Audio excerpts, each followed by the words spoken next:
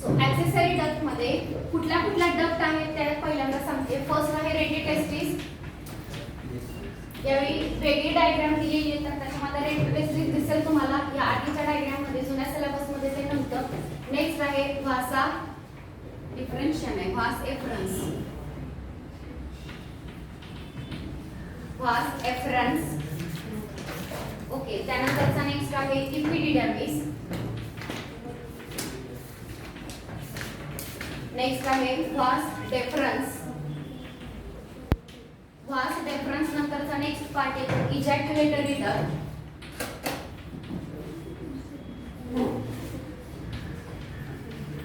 आणि last part आहे urethra. Okay तर ह्या वेगवेगळ्या ट्यूब आहेत, वेगवेगळ्या लोकेशनला वेगवेगळे नेम दिलेले आहेत. आपल्याला हे सिक्वेन्स एक समजून घ्यायचं आणि ही ट्यूब कुठे आहे हे एक समजून घेते. So first is on posterior side seminal tubule seminiferous tubule.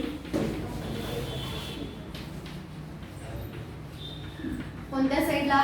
Posterior side of testis. Posterior side of testis. टेस्टिसच्या पोस्टीरियर साइडला ह्या ज्या सेमिनिफेरस ट्यूब्यूल आहेत ह्या एकत्र येतात आणि त्या काय तयार करतात? ते form network of tubule. So network of tubule जे आहे त्याला म्हणायचं रेटेटेस्टिस. सो सपोज जर हा टेस्टिस असेल तर याच्या आतमध्ये हे आपण दाखवले लोब्यूल. लोब्यूलच्या आतमध्ये असते ही सेमिनिफेरस ट्यूब्यूल. तर या ज्या सेमिनिफेरस ट्यूब्यूल आहेत टेस्टिसच्या पोस्टीरियर साइडला इकडे एकत्र येतील आणि नेटवर्क तयार करतील ट्यूब्यूलचं. हे जे नेटवर्क आहे याला काय म्हणणार तुम्ही? रेटेटेस्टिस. सो पहिली कुठली ट्यूब होती? सेमिनिफेरस ट्यूब्यूल ट्यूबच येते. तिच्या आतल्या लाइनिंगला जर्मिनल इपिथेलियम आहे जिच्यापासून स्पर्म तयार होतील. इथे तयार झालेले स्पर्म पहिल्यांदा कुठे येतील? रेटेटेस्टिस मध्ये. नेक्स्ट बघा आता रेटेटेस्टिस पासून काय फॉर्म होणार आहे? From rete testis 12 to 20 tubules are form. आणि हे जे 12 to 20 ट्यूब्यूल्स तयार झालेले आहेत यांना म्हटलं जातं व्हासा इफरेन्शिया.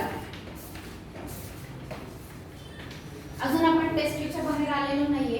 ह्या रेटिटेस्टिस ज्या आहेत यांच्यापासून जवळपास 12 to 20 ह्या ट्यूब अराइज होतात आणि या ज्या ट्यूब आहेत यांना म्हटलं जातं व्हासा इफरेन्शिया. सो व्हासा इफरेन्शिया सुद्धा कुठे प्रेझेंट आहे? टेस्टिसच्या आतच आहे. सेमिनिफेरस ट्यूब्यूल नंतर पण आली रेटिटेस्टिस आणि त्यानंतरची व्हासा इफरेन्शिया. ह्या सगळ्या गोष्टी ज्या आहेत ह्या टेस्टिसच्या आतच आहेत. नेक्स्ट हा जो रेटिटेस्टिस आहे हा कशामध्ये ओपन होणार आहे? Next it leads to epididymis. Okay तर हा जो टेस्टिस आहे याच्यावरती ही अशी पॉइंट ट्यूब जी दाखवलेली आहे तिचं नेम आहे इपिडिडर्मिस. सो या ज्या व्हासा इफरेन्शिया ज्या तुम्हाला सांगितलं ह्या व्हासा इफरेन्शिया कुठे ओपन होणार आहे? या इपिडिडर्मिस मध्ये. नेक्स्ट बघा हा इपिडिडर्मिस 3 पार्ट मध्ये डिवाइड होतो. 3 पार्ट कुठले आहेत? त्यातला फर्स्ट पार्ट जो आहे त्याला म्हटलं जातं कॅप्यूल. सेकंड कॉर्पस आणि third is cauda. Yes caput corpus आणि कॉर्डा या 3 पार्ट मध्ये डिवाइड होतो. म्हणजे हा जो सुरुवातीचा हेडचा जो रिजन आहे त्याला म्हणायचं कॅप्यूल. मिडल जो रिजन आहे याला म्हटलं जातं कॉर्पस आणि हा शेवटचा जो टेलचा रिजन आहे याला म्हटलं जातं कॉर्डा. सो इपिडिडर्मिस या 3 पार्ट मध्ये पुढे काय झालेला आहे? डिवाइड झालेला आहे. आता याचे तिन्ही पार्ट आहेत. स्पर्म तयार झाले सेमिनिफेरस ट्यूब्यूल मध्ये. इथून स्पर्म आले नेक्स्ट ट्यूब रेटिटेस्टिस. रेटिटेस्टिस नंतर व्हासा इफरेन्शिया त्याच्यामधून आले इपिडिडर्मिस. इपिडिडर्मिस मध्ये कॅप्यूल नंतर कॉर्पस आणि नंतर कॉर्डा. या तिन्ही पार्ट मध्ये स्पर्म काय होतात? मॅच्युअर होतात. Sperm undergo maturation. या तिन्ही पार्ट मध्ये स्पर्म जे आहेत ते मॅच्युअर होणार आहेत. त्यांची डेव्हलपमेंट इपिडिडर्मिस मध्ये होणार आहे. इथपर्यंत लक्षात आलं? ओके तर इपिडिडर्मिस नंतर नेक्स्ट पार्ट त्याचा आहे व्हास डेफरन्स. नेक्स्ट ट्यूब अराइज होते व्हास डेफरन्स. आता ती ट्यूब फक्त समजून घ्या. सो आपण हा जो टेस्टिस आहे तो कुठे दाखवलेला आहे? स्क्रॉटम मध्ये ॲब्डोमिनल कॅव्हिटीच्या बाहेर आहे. सो त्याच्यामध्येच किती ट्यूब होत्या? सेमिनिफेरस ट्यूब्यूल त्यानंतर रेटिटेस्टिस त्यानंतर व्हास डेफरन्स आणि त्याच्याच वरती कोण आहे? इपिडिडर्मिस. आता इपिडिडर्मिस पासून कोण अराइज झाले? व्हास डेफरन्स. ही व्हास डेफरन्स पुन्हा वरती येणार आहे. कुठे? ॲब्डोमिनल कॅव्हिटी मध्ये. हा एवढा पार्ट जो आहे तो ॲब्डोमिनल कॅव्हिटीच्या खालीच आहे. ॲब्डोमिनल कॅव्हिटी मध्ये आहे का? का? नाहीये. सो ही जी ट्यूब आहे ती रिटर्न ॲब्डॉमिनल कॅव्हिटी मध्ये येते. कुठून येईल? Inguinal canal. त्याच कॅनाल मधून टेस्टिस डाउनवर्ड गेलं होता, स्क्रॉटम मध्ये गेला होता. त्याच कॅनाल मधून हे जे ट्यूब आहेत दोन असणार आहेत, या टेस्टिसची एक आणि दुसऱ्या टेस्टिस, दोन्ही ट्यूब ॲब्डॉमिनल कॅव्हिटी मध्ये अपवर्ड कुठून येणार आहेत? इंग्विनल कॅनाल मधून. सो वास डिफरन्स एंटर्स ॲब्डॉमिनल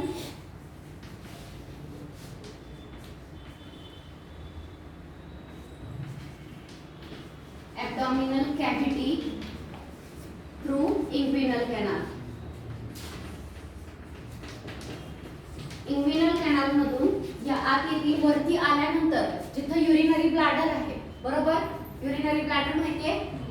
हा, एक्सक्रेटरी सिस्टीम. ब्लॅडर मध्ये कोण होतं? सगळी सिस्टीम आठवा. किडनी असते, किडनी पासून दोन ट्यूब भरायचे होतात, त्यांना काय म्हणायचं? युरेटर. काय म्हणायचं? युरेटर. युरेटर कुठे ओपन होतोय? युरिनरी ब्लॅडर मध्ये. आणि ही जी पुढे युरिनरी ब्लॅडर पासून स्टार्ट होते ती युरेथ्रा. करेक्ट. तर इकडे जो आहे तो हा युरिनरी ब्लॅडर आहे. तर हा जो वास डिफरन्स आहे तो या युरिनरी ब्लॅडरच्या वरती असा कॉईल होईल, ओपन होणार नाहीये युरिनरी ब्लॅडरने, युरेटरच्या वरती. सो युरेटर ही अशी ट्यूब असेल तर तिच्या वरून हा वास डिफरन्स येणार आहे. सो वास डिफरन्स जो आहे तो वरती गेला ॲब्डॉमिनल कॅव्हिटी मध्ये. कुठल्या कॅनाल मधून? इंग्विनल कॅनाल मधून. तो कोणाच्या वरती लूप झाला? युरेटरच्या वरती. सो युरेटर ही अशी ट्यूब आहे आणि तिच्यावरून असा इकडे तो पास झालेला आहे. ओके, आता रिटर्न तो इकडे येईल आणि पुढच्या या पार्ट मध्ये ओपन होईल. एवढं कळलं? आता सांगा सिक्वेन्स एकदा. पहिली कुठली ट्यूब आहे? Seminiferous tube. तिच्यापासून पुढे नेटवर्क तयार होतं रेटिनेसिस. त्याच्यापासून 20 ट्यूब वास इफरन्शिया. ते कशामध्ये ओपन होईल? इपिडिडॅमिस. इपिडिडॅमिसचे किती पार्ट आहेत? 3. कुठले?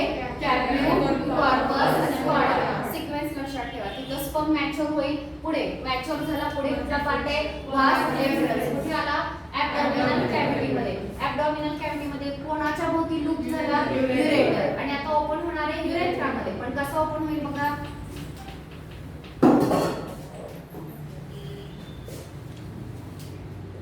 ओके, नेक्स्ट बघा. Next it joins vas deferens join to the duct of seminal vesicle. So बघा या ठिकाणी एक ग्लँड प्रेझेंट आहे, सेमिनल व्हेसिकल. ही ग्लँड डायग्राम मध्ये बघा सगळ्यांनी. अशी सेमिनल व्हेसिकल ही ग्लँड आहे आणि तिची एक डक्ट आहे. त्या डक्टला म्हटलं जातं duct of seminal vesicle. Seminiferous tubule आणि सेमिनल व्हेसिकल या दोन शब्दांमध्ये कधी कधी कन्फ्युजन होतं. सो आता मी जी सांगते ती काय आहे? सेमिनल व्हेसिकल. बरोबर ना? हां, त्या सेमिनल व्हेसिकलची ही जी ट्यूब आहे या ट्यूबला काय म्हणायचं? Duct of seminal vesicle. Okay, abdominal cavity मध्ये कोण आलेलं आहे वरती? वास डिफरन्स. लूप कोणावरती केलं त्यांनी? युरेटर वरती लूप करून तो इकडे आला. रिटर्न आल्यानंतर तो युरेथ्रा मध्ये ओपन होणार आहे. पण युरेथ्रा मध्ये ओपन होण्याआधी सेमिनल व्हेसिकलची डक्ट कोणाला जाऊन फ्यूज होणार? वास डिफरन्सला. आणि आता हा जो पुढचा पार्ट तयार झाला, एवढ्याच पार्टचं नेक्स्ट दुसरं नेम आहे. काय नेम आहे? Ejaculatory duct. Okay, vas deferens join to the duct of seminal vesicle and form ejaculatory duct. Okay, ejaculatory duct तयार झाली. आता इजॅक्युलेटरी डक्ट कशामध्ये ओपन झाली? Open in urethra. युरेथ्रा मध्ये ओपन होते. युरेथ्रा जो आहे याला म्हटलं जातं युरिनोजेनायटल डक्ट. काय म्हणायचं याला? युरिनोजेनायटल डक्ट. हे तुम्हाला कळलं या पार्टला काय म्हणायचं? याला काय आणि याला काय? इथपर्यंत वास डिफरन्स होती. ही जी ट्यूब हिला काय म्हणणार? Duct of seminal vesicle. ही आणि इकडून आलेली वास डिफरन्स फ्यूज झाली की आता हा जो छोटासा ट्रॅक तयार झाला याला काय म्हणणार तुम्ही? Ejaculatory duct. इजॅक्युलेटरी डक्ट कशामध्ये ओपन झालेली आहे? युरेथ्रा मध्ये. युरेथ्राला तुम्ही काय म्हणताय? युरिनोजेनायटल डक्ट. काय युरिनोजेनायटल डक्ट? कारण हा कॉमन पॅसेज आहे. कोणासाठी? युरिनसाठी आणि सिमेंटसाठी. म्हणजे याच ट्यूब मधून युरिन पण बॉडीच्या बाहेर रिलीज होणार आहे आणि त्याच ट्यूब मधून सिमेंट सुद्धा बॉडीच्या बाहेर रिलीज होणार आहे. दोघांसाठी कॉमन पॅसेज आहे. हे मेल रिप्रोडक्टिव्ह सिस्टीम मध्ये आहे की एक्सक्रिएटरी सिस्टीम आणि रिप्रोडक्टिव्ह सिस्टीम एका पॉइंटला फ्यूज झाले, एकत्र आले. ठीक आहे. आणि कॉमन पॅसेज तयार केला. फिमेल मध्ये असं असत नाही. फिमेल मध्ये रिप्रोडक्टिव्ह सिस्टीमचे ओपनिंग वेगळे असतात आणि एक्सक्रिएटरी किंवा युरिन रिलीज करण्याचे ओपनिंग जे आहेत ते वेगळे असतात. इथपर्यंत कळलं. सो या सगळ्यामध्ये तुम्ही काय लक्षात ठेवलं? डक्टचे नेम आणि त्यांचा sequence. First is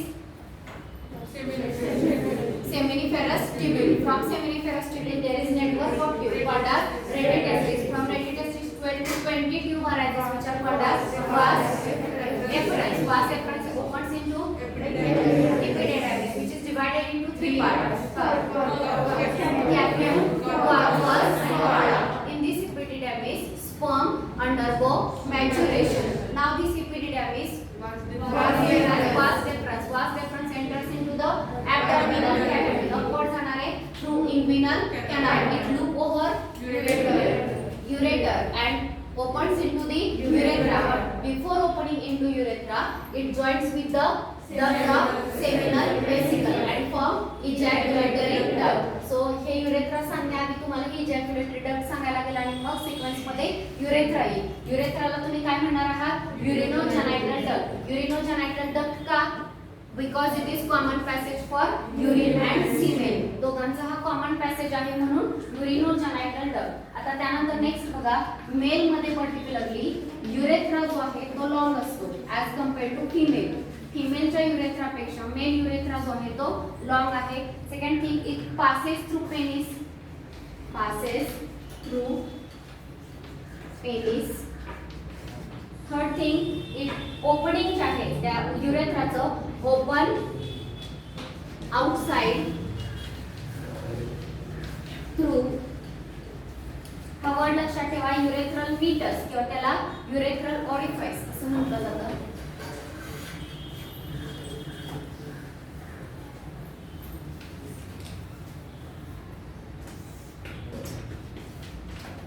open outside through urethral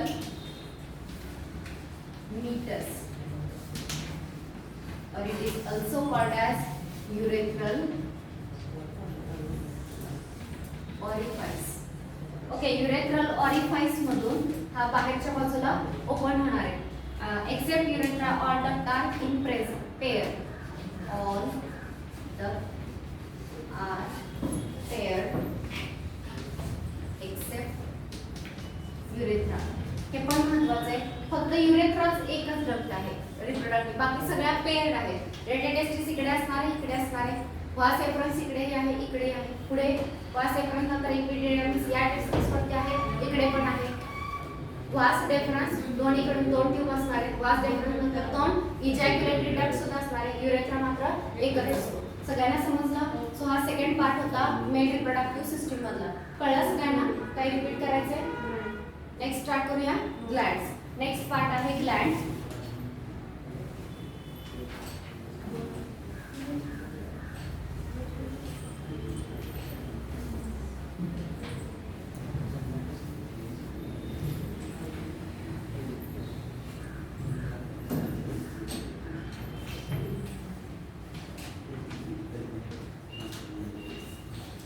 okay, आता कुठल्या कुठल्या ग्लॅंड आहेत त्यात पहिली आहे सेमिनल व्हेसिकल. ती तुम्हाला आता मी दाखवली. सेमिनल व्हेसिकल. सेकंड दुसरी जी ग्लॅंड आहे प्रोस्टेट ग्लॅंड. आणि थर्ड आहे काउपर्स ग्लॅंड. सो तीन ग्लॅंड आहे आणि तिन्ही ग्लॅंडचं सिक्रेशन प्लस स्पर्म या कॉम्बिनेशनला सीमेन म्हटलं जातं. सो तीन ग्लॅंडचं सिक्रेशन वेगवेगळं आहे, त्यातलं कंटेंट वेगवेगळं आहे आणि रोल प्रत्येकाचा वेगळा आहे. तर त्याच्यामध्ये काय काय लक्षात ठेवायचं बघा. First thing, seminal vesicle. पहिली गोष्ट ही पेअर्ड आहे. पेअर आहे की अनपेअर्ड आहे हे पण तुम्हाला लक्षात ठेवायचं. पेअर्ड आहे, या बाजूला एक सेमिनल व्हेसिकल आहे, इकडच्या बाजूला आहे. सो दोन सेमिनल व्हेसिकल आहे. So it is paired. Next कुठे प्रेझेंट आहे बघा, posterior side of urinary bladder आहे का? Posterior side of urinary bladder. Urinary ब्लॅडरच्या पोस्टेरियर साइडला ही प्रेझेंट असते. नेक्स्ट हे जे फ्लूइड सिक्रेट करते त्या फ्लूइडला म्हटलं जातं सेमिनल फ्लुइडचा नेम काय आहे? Seminal fluid. लक्षात ठेवा. सेकंड थिंग लक्षात ठेवायची, हे अल्कलाइन फ्लुइड आहे. अल्कलाइन कळतं ना? ऍसिडिक, ज्याचा पीएच ऍसिडिक असतो, न्यूट्रल. आणि तिसरी गोष्ट आहे अल्कलाइन, म्हणजे पीएच कसा असेल? 0 to 7, ग्रेटर दॅन 7, 7 पेक्षा जास्त असेल. सो अल्कलाइन आहे ही फ्लुइड. त्यानंतर हे जे सेमिनल फ्लुइड आहे याच्यामध्ये फर्स्ट असतो फ्रुक्टोज, सेकंड आहे फायब्रिनोजेन, आणि थर्ड आहे प्रोस्टाग्लॅंडिन. सो हे तुम्हाला लक्षात ठेवायचंय की सेमिनल फ्लुइड मध्ये काय काय आहे? फ्रुक्टोज, फायब्रिनोजेन आणि प्रोस्टाग्लॅंडिन हे 3 केमिकल आहेत. मग आता यांचा रोल काय आहे? त्यापैकी फर्स्ट फ्रुक्टोज जो आहे तो एनर्जी देणार आहे. एनर्जी कोणाला? स्पर्मला मूवमेंट करायचे, बरंच डिस्टन्स ट्रॅव्हल करायचंय, तर ह्या सगळ्या मूवमेंटसाठी एनर्जी देण्याचं काम कोण करणार आहे? फ्रुक्टोज. नेक्स्ट आहे फायब्रिनोजेन. फायब्रिनोजेन जो आहे तो कोॲग्युलेशन करेल, कोॲग्युलेशन बॉलिस तयार करेल. म्हणजे की सिमेंट रिलीज केलं फिमेल जेनायटल ट्रॅक मध्ये, तर ते त्या ट्रॅक मधून रिलीज पुन्हा बॉडीच्या बाहेर येऊ नये ते फ्लुइड. सो तिथं जर कोॲग्युलेट झालं, रिलीज झाले ठिकाणी, तर ते इझिली फास्ट पुढे ढकललं जावं यासाठी ते फायब्रिनोजेन हेल्प करेल, ते कोॲग्युलेट करेल. आणि प्रोस्टाग्लॅंडिन जे आहे रिव्हर्स पेरिस्टाल्सिस ऑफ कोणाचे बघा? Of female reproductive tract. So फिमेलचा जो ट्रॅक आहे त्याचा रिव्हर्स पेरिस्टाल्सिस, जेणेकरून हे जे सिमेन आहे हे सिमेन अपवर्ड डायरेक्शननी काय केलं जातं? पुश केलं जातं. सो नीट लक्षात घ्या, फिमेल रिप्रोडक्टिव्ह सिस्टीम तुम्हाला ब्रीफ आयडिया आहे की कशी आहे. युरिनरी ब्लॅडर असतो बॅक, आणि त्यानंतर सर्विक्स, आणि त्यानंतर व्हजायना हा पार्ट असतो. सिमेन रिलीज होतं व्हजायनामध्ये. व्हजायनामध्ये रिलीज केल्यानंतर त्या सिमेनमध्ये हे फ्लुइड आहे कुठलं? सेमिनल बेसिकली रिलीज केलेलं सेमिनल फ्लुइड. हे कसं आहे? अल्कलाइन. यात काय काय आहे? फ्रुक्टोज, फायब्रिनोजेन आणि प्रोस्टाग्लॅंडिन. फ्रुक्टोज काय करेल? स्पर्मला एनर्जी प्रोव्हाइड करेल मूवमेंटसाठी. फायब्रिनोजेन हे सिमेन कोॲग्युलेट करेल. त्यानंतर prostaglandin reverse peristaltic movement carry out करेल, ज्याच्यामुळे ते जे सिमेन आहे ते अपवर्ड पुश केलं जाईल. कुठे? युरेटरकडे, आणि तिथून ओव्हिडक्ट पर्यंत त्याला पोहोचायचे. सो तिकडे पुश करण्याचं काम हे सेमिनल वेसिकल मधलं फ्लुइड करेल. So this is about this fluid. त्यानंतर नेक्स्ट आहे प्रोस्टेट ग्लँड. बघा, ही ग्लँड पेअर्ड होती, ही पण ग्लँड पेअर्ड आहे. प्रोस्टेट ग्लँड मात्र पेअर नाहीये. सेकंड थिंग, ही लार्ज आहे, बाकीच्या ग्लँडपेक्षा ही मोठी आहे. सिंगल आहे, एकच असते, पेअर नाहीये हिची. नेक्स्ट, हिच्या आतमध्ये 20 to 30 लोब जे आहेत ते प्रेझेंट असतात. 20 to 30 lobe. Next, it is present below urinary bladder. हे posterior side of urinary bladder. तर हा जो युरिनरी ब्लॅडर आहे याच्याच खाली इथे प्रोस्टेट ग्लँड प्रेझेंट असते, आणि त्यातून युरेथ्रा पास होतोय खाली. ठीक आहे. सो लार्ज साइजची सिंगल ग्लँड आहे, आणि त्याच्या आतमध्ये 20 to 30 लोब असतात. It is present below the urinary bladder. इथे दिले इट सराउंड युरेथ्रा. तुम्हाला या वर्षी एवढा डिटेल नाही दिलेली युरेथ्रा, पण युरेथ्रा जो आहे त्याचे वेगवेगळे पार्ट केले होते. तर जो युरेथ्रा प्रोस्टेट ग्लँड मधून पास होतोय तेवढ्या युरेथ्राला प्रोस्टॅटिक युरेथ्रा असं म्हटलं जायचं. त्यानंतर खालचा वेगळा पार्ट असतो, त्याच्या खाली वेगळा. सो सध्या एवढंच लक्षात घ्या की ही जी प्रोस्टेट ग्लँड आहे ती युरेथ्राच्या सराउंडिंग मध्ये प्रेझेंट असते. So it surrounds the urethra. त्यानंतर नेक्स्ट बघा, ही जी ग्लँड सिक्रेट करते फ्लुइड त्याला म्हटलं जातं प्रोस्टॅटिक फ्लुइड. त्या फ्लुइडला काय म्हणणार होतं आपण? Prostatic fluid. जसं आधी कुठलं होतं? आता काय सिक्रेट झालं? Prostatic fluid. इथे एक पॉइंट सांगायचा राहिला, सिमेन मध्ये. ठीक आहे, आपण हे बघूया सिमेन मध्ये काय काय आहे. पहिली गोष्ट, तयार झालेला स्पर्म असेल, आणि या स्पर्मला मूवमेंट साठी हेल्प करणारं पहिलं फ्लुइड आहे सेमिनल फ्लुइड. दुसरा आहे प्रोस्टॅटिक फ्लुइड, आणि तिसरं कॉर्पस ग्लँडचं सिक्रेशन आहे. सो हे जे आहे टोटल सिमेनच्या 60% कोण असतं? सेमिनल फ्लुइड असतं. आणि हे जे प्रोस्टॅटिक फ्लुइड आहे ते टोटल सिमेनच्या जवळपास 30% आहे. म्हणजे हे आणि हे मिळून 90% झालं. हे दोन फ्लुइड आहेत. मग बाकी राहिलेले त्यात स्पर्म आहेत, आणि या ग्लँडचं सुद्धा सिक्रेशन आहे. मग आता हे जे फ्लुइड आहे प्रोस्टॅटिक फ्लुइड, हे मिल्की व्हाईट कलरचं असतं. इट इज मिल्की व्हाईट आणि ऍसिडिक आहे. आधीचं कसं होतं?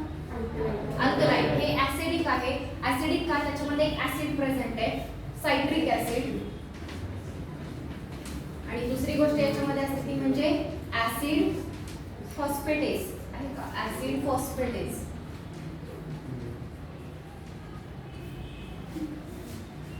तर एक याच्यामध्ये ऍसिड प्रेझेंट आहे आणि दुसरं त्याच्यामध्ये ऍसिड फॉस्फेटेज नावाचं एन्झाईम प्रेझेंट आहे.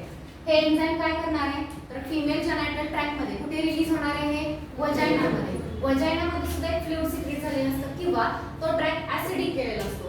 तर तो का ऍसिडिक केलेला आहे, जेणेकरून इन्फेक्शन होऊ नये, बॅक्टेरियल इन्फेक्शन वगैरे अवॉइड करण्यासाठी ऍसिडिक एन्व्हायरमेंट मध्ये बॅक्टेरिया ग्रो नाही होऊ शकत, त्यासाठी ते ऍसिडिक केलेलं.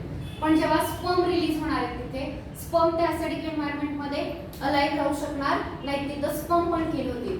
पण स्पर्मनी किल होऊ नये, तिथं सर्वाइव्ह व्हावं यासाठी ऍसिड फॉस्फेटेज जे आहे ते त्या स्पर्मचं प्रोटेक्शन करणार आहे. सो ऍसिड फॉस्फेटेज प्रोटेक्ट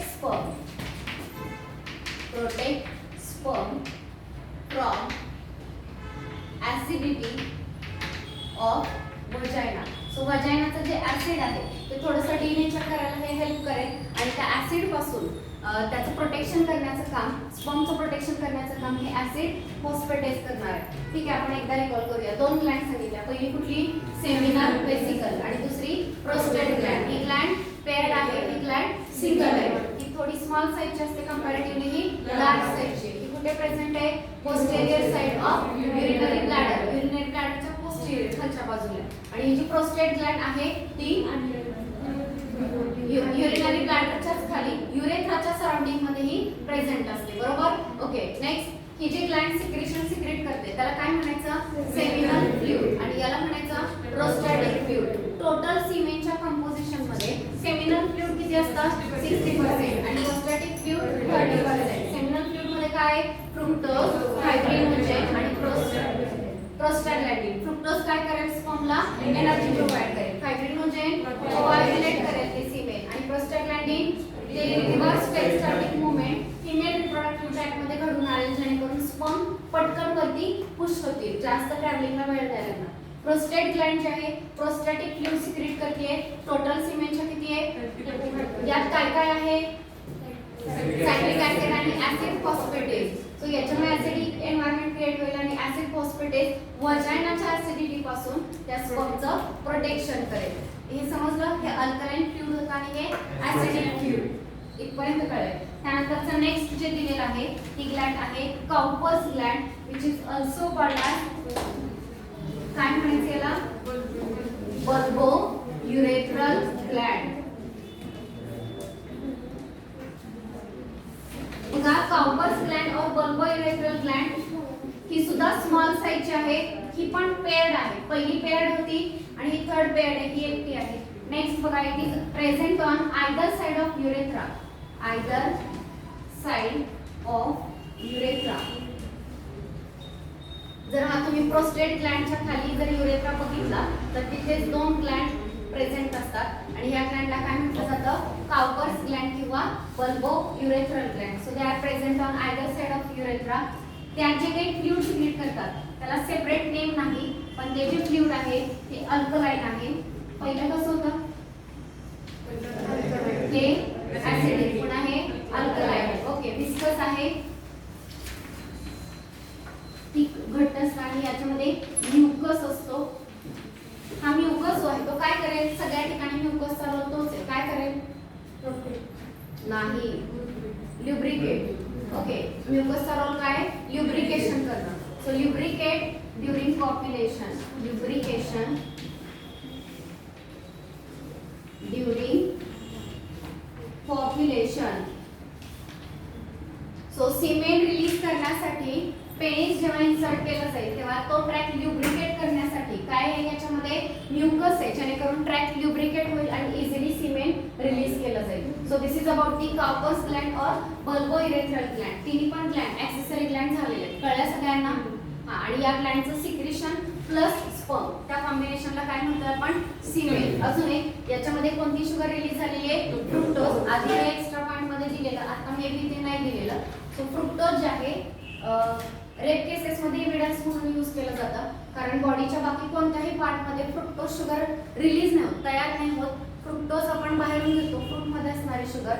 फक्त एकमेव हा पार्ट आहे सेमिनल व्हेसिकल जो फ्रुक्टोज तयार करतोय. सो जर फ्रुक्टोज असेल रिप्रोडक्टिव्ह ट्रॅकमध्ये, फिमेलच्या रिप्रोडक्टिव्ह ट्रॅकमध्ये, सो ते एव्हिडन्स म्हणून यूज केलं जातं रेप केसेसमध्ये. सगळ्यांना समजलं? ओके. सो आपल्या ह्या ग्लँड्स कंप्लीट झालेल्या आहेत. त्यानंतर आता सिमेन काय आहे आणि त्याचं कंपोजिशन बघणार.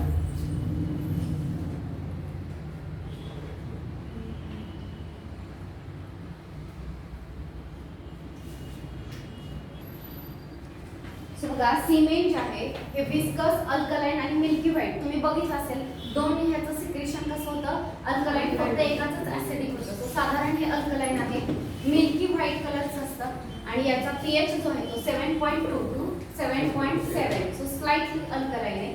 एका इजॅक्युलेशन मध्ये सिंगल इजॅक्युलेशन या वर्डचं मिनिंग होतं release of sperm. Sperm release करण्याच्या प्रोसेसला काय म्हटलं जातं, इजॅक्युलेशन. एका इजॅक्युलेशन मध्ये किती सीमेन रिलीज होतं, 2.5 to 4 ml एवढं. आणि यात स्पर्म किती असतात, 400 ml मिलियन. मला हे सांगायचं की 4 ml मध्ये 400 मिलियन स्पर्म या ठिकाणी प्रेझेंट असतात. सो हाही डाऊट विचारण्यासारखी गोष्ट आहे की एवढ्या लार्ज नंबर मध्ये स्पर्मची गरज काय. कारण एक किती तयार झाले, फिमेल रिप्रोडक्टिव्ह सिस्टीम मध्ये एका मंथ मध्ये एकच एक तयार होतं. बाय चान्स रेअरली एखाद्या फिमेल मध्ये 2 किंवा 3 एग तयार होऊ शकतात, पण नॉर्मली तरी एकच एग डेव्हलप होणार आहे आणि एका एगला फर्टिलाइज करण्यासाठी एकच स्पर्म लागणार आहे. सो एवढ्या मिलियन्स ऑफ स्पर्म मधला एकच फर्टिलायझेशन करू शकणार आहे. एवढ्या लार्ज नंबरची गरज काय, 400 मिलियन स्पर्म त्या ठिकाणी असतात. शिवाय सीमेन मध्ये काय प्रेझेंट आहे, स्पर्म आहेत, त्याच्यासोबत अजून काय, सिक्रेशन ऑफ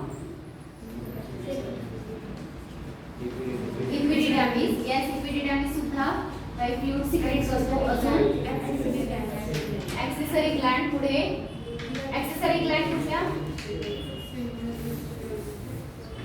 ऍक्सेसरी ग्लँड माहितीये, सेमिनल व्हेसिकल, प्रोस्टेट ग्लँड आणि काउपर्स ग्लँड. सो या सगळ्या ऍक्सेसरी ग्लँड आणि इपिडिडॅमिस यांच्या सगळ्याचं सिक्रेशन आणि हे स्पर्म या सगळ्याच्या कॉम्बिनेशनला आपण काय म्हणतोय, सीमेन असं म्हणतो. किती एका इजॅक्युलेशन मध्ये रिलीज केलं जातं, 2.5 to 4 ml एवढं रिलीज केलं जातं. तेवढ्या ह्याच्यामध्ये किती स्पर्म आहे, 400 मिलियन. आणि त्यात काय काय आहे, तर मेन मी तुम्हाला सांगितलं फ्रुक्टोज. फ्रुक्टोज काय इम्पॉर्टंट आहे, स्पर्मला खूप मोठा ट्रॅक ट्रॅव्हल करायचा आहे. तुम्हाला पुढे ते काउंट करून दाखवलं जाईल की किती लॉंग ट्रॅक आहे.